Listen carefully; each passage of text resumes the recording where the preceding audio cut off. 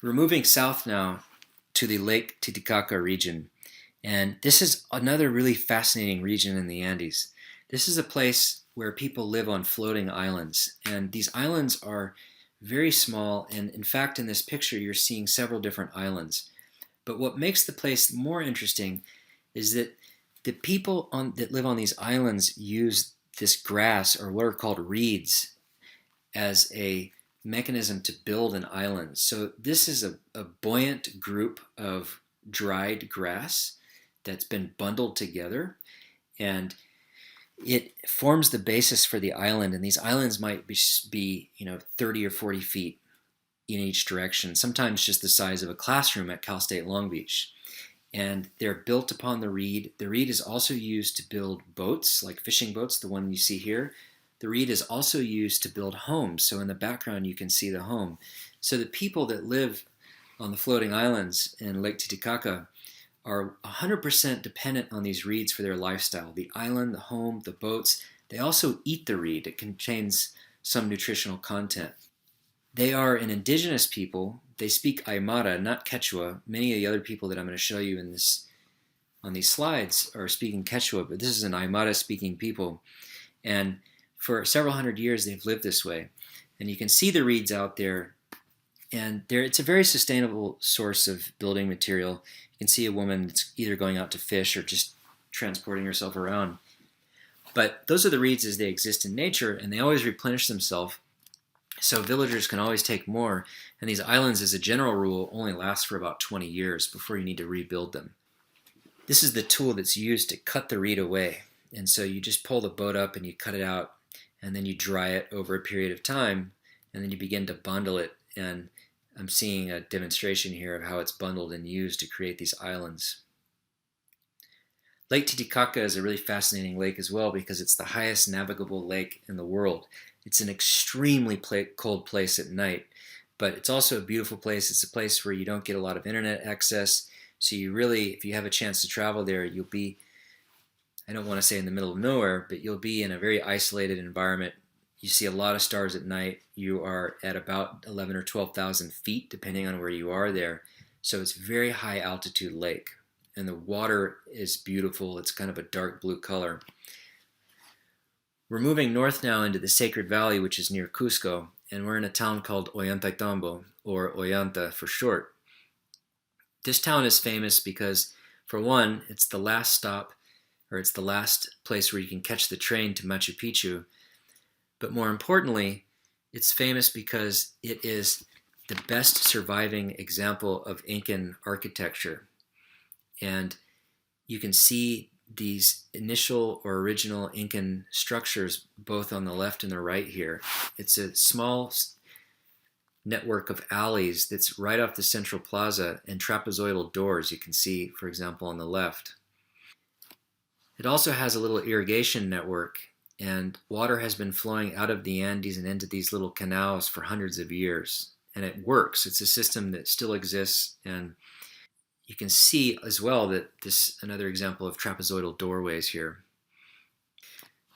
Ollantaytambo has a big cultural celebration every year in the beginning of June in which they do dances for about 4 days. They're folkloric dances. There's an extreme amount of alcohol consumption. People pass out in the streets. In some ways, it seems like a really good time. Here's another example of dancing. And in this case, you can see young people dancing with masks on, and you can see older people behind them that still actually wear those kinds of clothes. And there's a kind of intergenerational bond there that's very strong. It's a fairly traditional town, despite the fact that there's so much tourism going to Machu Picchu. Machu Picchu is the big tourist attraction in Latin America, or in South America. There are a few others, but it's the preeminent place to go. And because of that, towns like Ollantaytambo are being gentrified really quickly. Tourists are going into those alleyways that I just showed you, and they're buying homes. And on one level, I can't blame them because it's beautiful, and I would love to live there as well. But on another level, the more tourists that come and they buy those little homes, the more locals are pushed out of the town. And it's one of those negative impacts of tourism.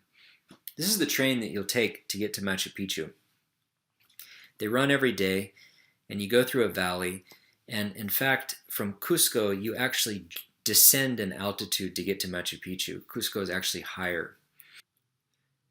This is the way that the journey looks, and as I mentioned before, you cut through the Urubamba Valley on your way to Machu Picchu, and when you arrive to your destination, you get to a town called Aguascalientes.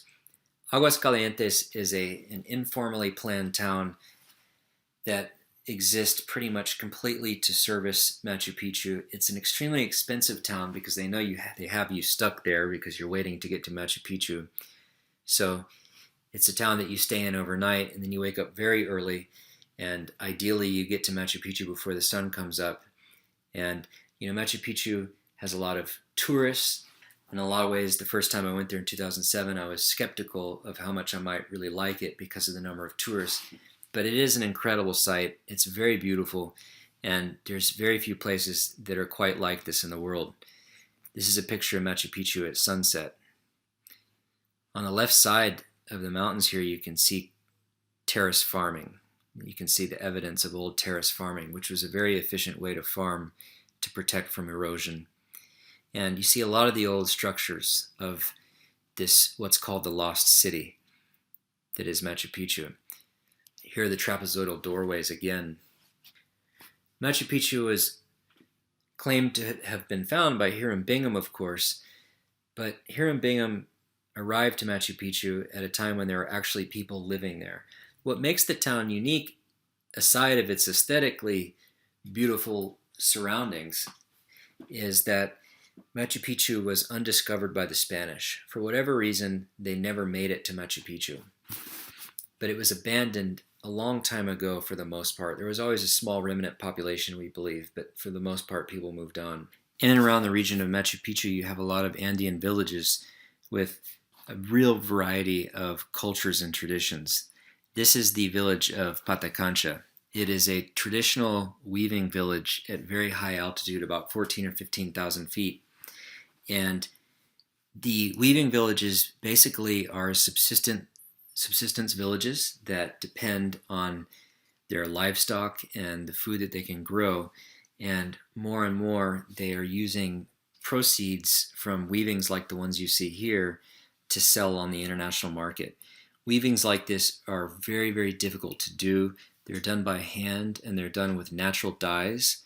And a poncho like the one you see here can take 2 to 3 months for a woman to weave. Here's a picture of the actual process. It's extremely difficult. You have to sit in this position all day while you weave. And again, it can take months to complete a project like this.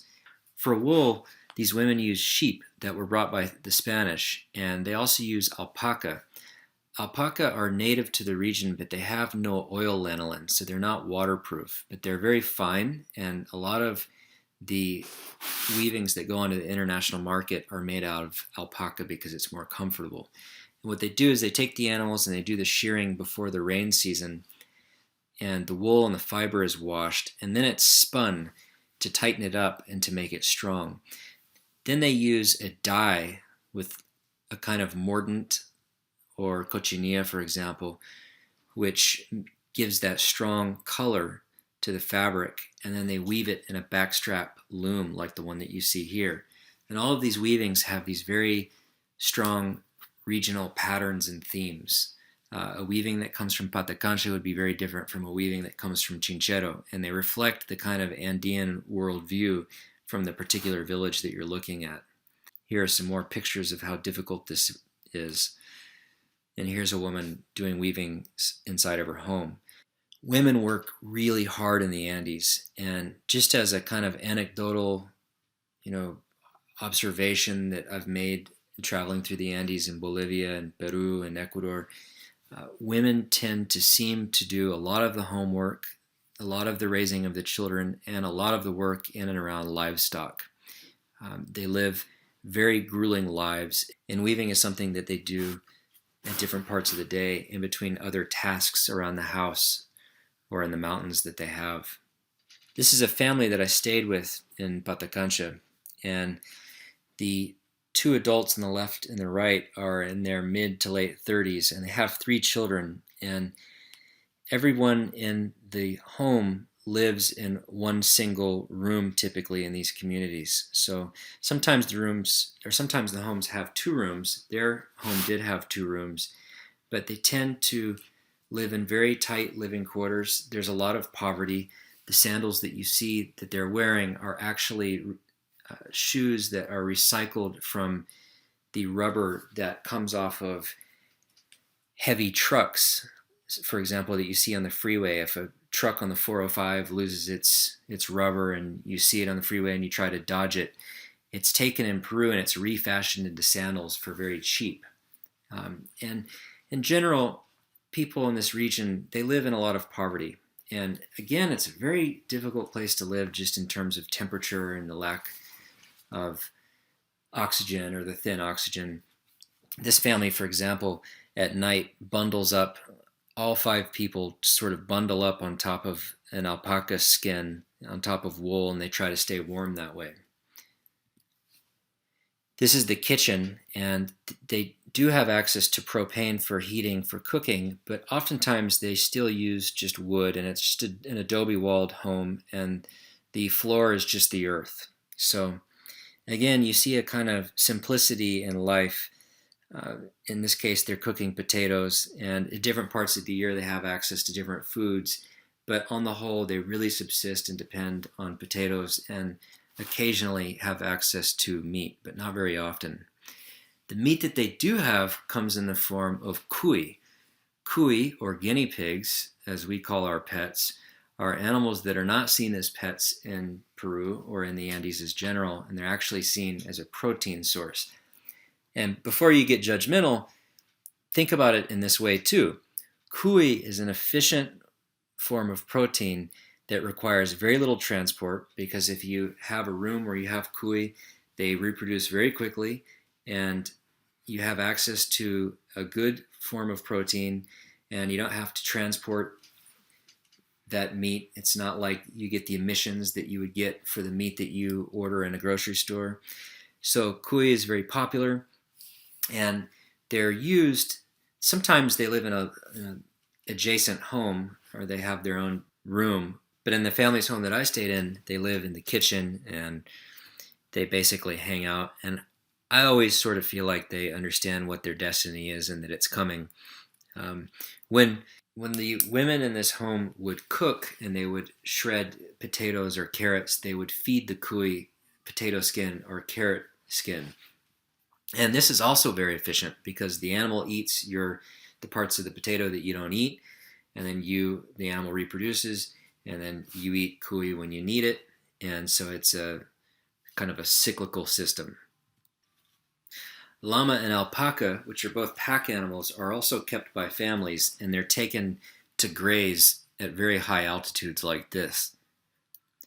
Llama and alpaca are used for the weavings, but they're also slaughtered for food, and every part of the animal is used, as is the case in many indigenous cultures. There's no refrigeration in these homes, and so they'll use a portion of the meat that they can use, and they'll take the rest to the market to sell.